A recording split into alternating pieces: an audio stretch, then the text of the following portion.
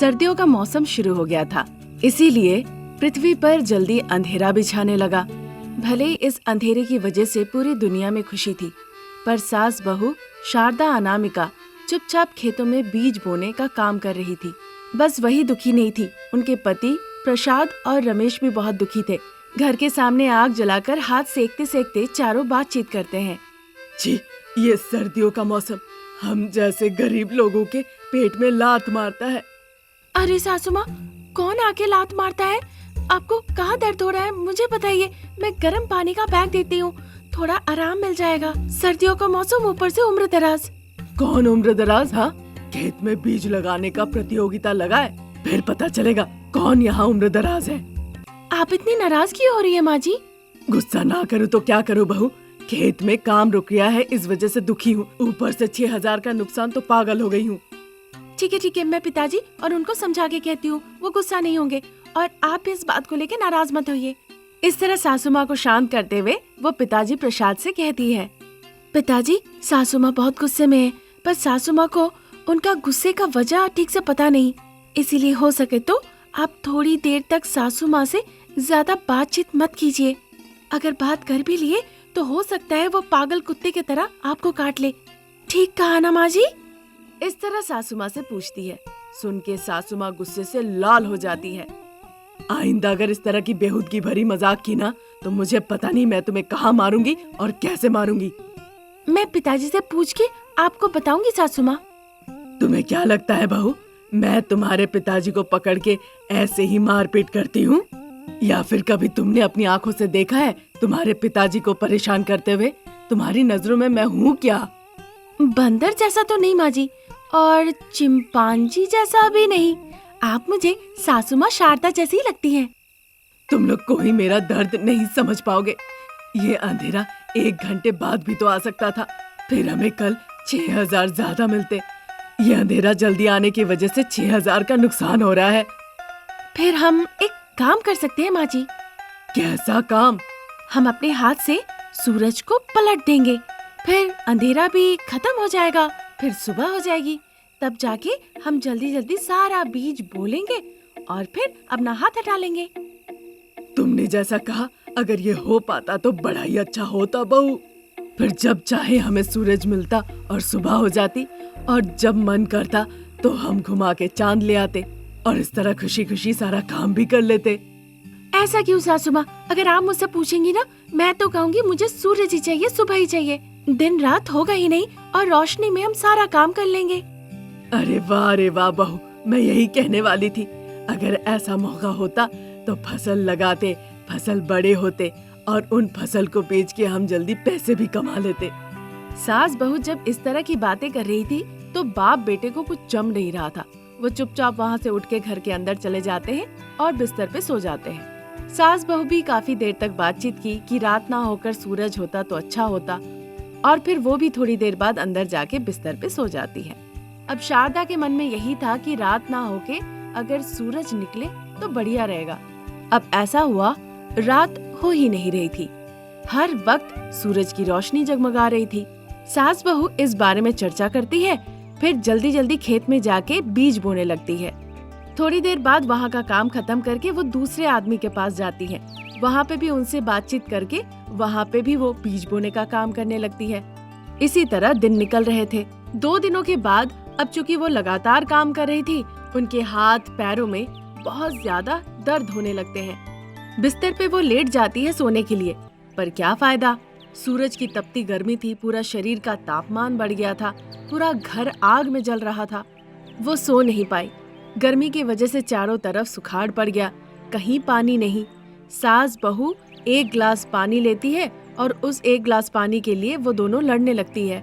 ये 1 गिलास पानी मेरा है, छूना भी नहीं तो देखो क्या करूँगी। एक तो बुजुर्ग है, ऊपर से नाटी है, एक धक्का दूंगी ना आप वैसे गिर जाएंगी, तो आपको पानी पीने की अभी क्या जरूरत है? इस तरह सास बहू एक दूसरे का बाल पकड़ के लड़ाई कर रही है, वो सपने में देखती है। इसी चक्कर में सासू माँ शारदा सपने में ही बिस्तर पे लेटे लेटे बहू अनामिका को जोर से 1 लात मारती है।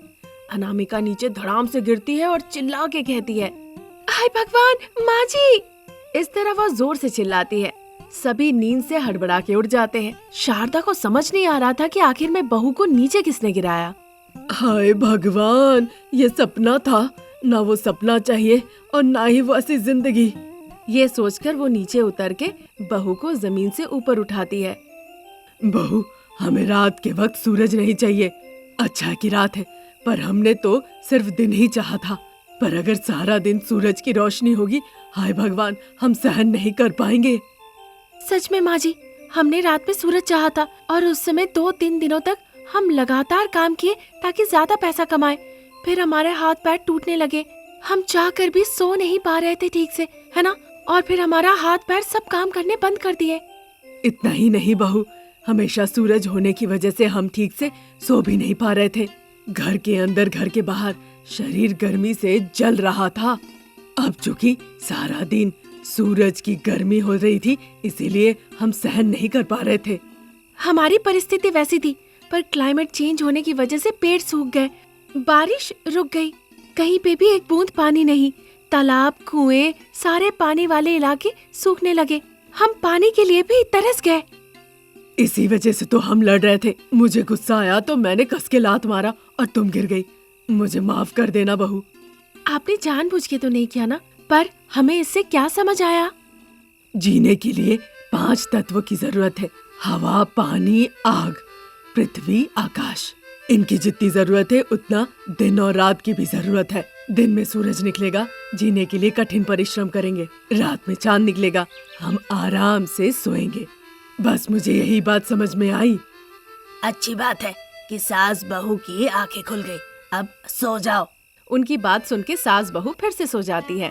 तब से वो समय समय पे सारा काम करने लगे और खुशी खुशी जीवन बिताने लगे। शहर में पावर सबस्टेशन पर लाइनमैन के पद पे कार्यरत राजा राव हमेशा परेशान रहता था। वो जब देखो तो यही सोचता रहता था कि उसकी 25 साल की बेटी अनामिका शादी के लिए क्यों तैयार नहीं हो रही है। ये सोच रहा था और सबस्टेशन के बाहर एक सीमेंट बेंच के ऊपर वो बैठा हुआ था। तभी वहाँ पे एक दूसरा लाइनमैन सुदर्शन आता है। राजा राव और सुदर्शन दोनों बड़े ही अच्छे दोस्त थे। अरे राजा राव, पिछले कुछ दिनों से मैं देख रहा हूँ तुम बड़े सुस्त दिख रहे हो। आखिर में बात क्या है? अब मैं क्या कहूँ, अनामिका के लिए कितने अच्छे अच्छे रिश्ते आ रहे हैं, लेकिन अनामिका कह रही है उसे एक भी पसंद नहीं, सबको खारिज कर दे रही है। इसमें परेशान होने की कौन सी बात है? हो सकता है कि सच में पसंद ना हो। किसके साथ दुखी रहेगी, किसके साथ सुखी रहेगी, ये बात वो हमसे ज्यादा अच्छा समझेगी ना। तुमने जो कहा सही है, पर वो लड़कों की तस्वीर तक नहीं देख रही है। फोटो दिखाते ही वो तुरंत उस फोटो को हटा दे रही है और कह रही है कि उसे वो लड़का पसंद नहीं। और इस पे अगर मैं कहूँ कि बिना देख के कैसे कह सकती हो, तो वो कह रही है कि मुझे सब कुछ पता है।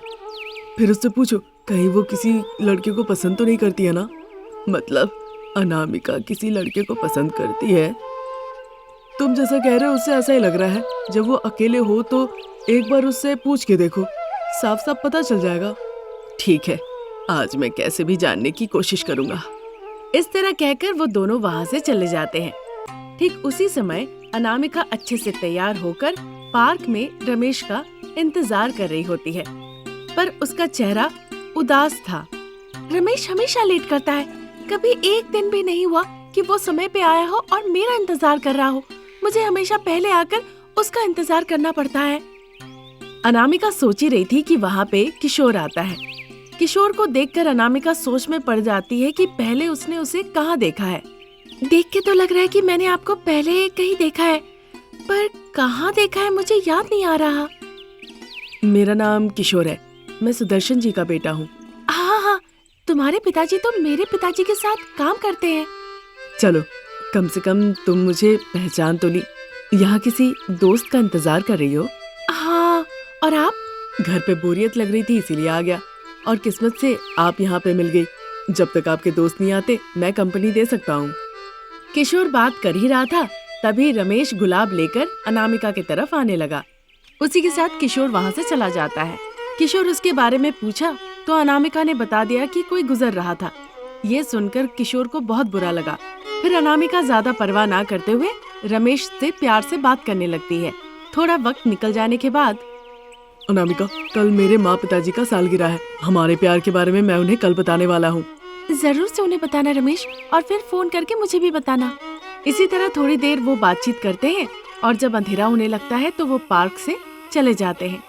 अनामिका जब घर लौट आती है तो देखती है राजा राव के घर पे सुदर्शन था और उसका बेटा किशोर भी था। अनामिका पूरी बात समझ जाती है और मनी मन कहती है, पिताजी मुझे रमेश के बारे में पूछे, बेहतर है कि मैं ही बता दूं। ऐसा सोचकर वो कहने के लिए मुंह खोलती है, उससे पहले पिताजी राजा राव कहने लगते हैं, देखो अनामिका, 1 हफ्ते के अंदर तुम्हारी शादी किशोर से होने वाली है। तुम जिससे प्यार करती हो उससे शादी नहीं हो पाएगी। अगर तुम्हारा जवाब ना है तो मेरी अर्थी के सामने तुम रमेश से शादी कर सकती हो। ऐसी बात सुन के अनामिका बिना कुछ कहे आंखों में आंसू लेकर किशोर से शादी करने के लिए वो तैयार हो गई। अनामिका अपना सेलफोन स्विच ऑफ कर देती है। रमेश की तस्वीर, लव लेटर, सारी चीजें वो आग में जला देती है। रमेश उसके घर पे आता है तो बिना बात किए हुए वो खिड़की बंद कर लेती है। ये पता चलने के बाद कि अनामिका की शादी किशोर से होने वाली है, वो दुखी हो जाता है। दिन रात देखे बिना, कमरे से बाहर निकले बिना वो बस अनामिका का नाम ही लेता रहा। जब अनामिका की शादी के 2 दिन बचे थे, शारदा और प्रसाद जब बेटे की हालत नहीं देख सके तो राजा राव के घर आए विनती करने के लिए, पर राजा राव उनकी एक बात नहीं सुनी। बिना किशोर के गलत उद्देश्य के बारे में जाने ही उन्होंने अनामिका की शादी उससे करा दी। अब अनामिका सुदर्शन के परिवार में कदम रखती है। उसी दिन से किशोर के अंदर का दानव जाग जाता है। वो अक्सर अनामिका को मारना पीटना शुरू कर देता है। ऐसे ही दिन निकल रहे थे। अब रमेश भी माता पिता को इस हालत में देख नहीं पा रहा था तो वो साधारण हो उठा। उसे एक प्राइवेट कंपनी में मैनेजर की नौकरी मिल गई। इधर किशोर के अत्याचार से अनामिका का पूरा शरीर घाव से भर गया था। चेहरे पर जगह जगह जला हुआ दाग। ये सब कुछ वो बर्दाश्त कर रही थी बस अपने पिताजी के लिए। सुदर्शन को जब अपने बेटे के करतूतों के बारे में पता चला तो वो दुखी होकर अनामिका से कहते हैं, माफ कर देना बेटा, मुझे उसके बारे में पता नहीं था। उसने कहा था कि वो तुम्हारा ख्याल रखेगा। भरोसा करके तुम्हारे पिताजी ने उससे शादी करा दी, पर अब मुझसे ये देखा नहीं जा रहा है। ये मारपीट, ये दुर्व्यवहार, ये सब करके जो उसे मन में खुशी मिलती है, मैं उसे मार दूंगा। उनकी बातें सुन के अनामिका समझ नहीं पा रही थी कि वो क्या कहेगी, इसीलिए वो चुपचाप रोने लगती है। एक दिन सुदर्शन अपने बेटे को चावल के साथ जहर मिला के खिला देता है और उसे एक कमरे में ले जाके बंद कर देता है। उस कमरे के अंदर किशोर को पेट में बहुत दर्द होता है, रोता है, तड़पता है और वही मर जाता है।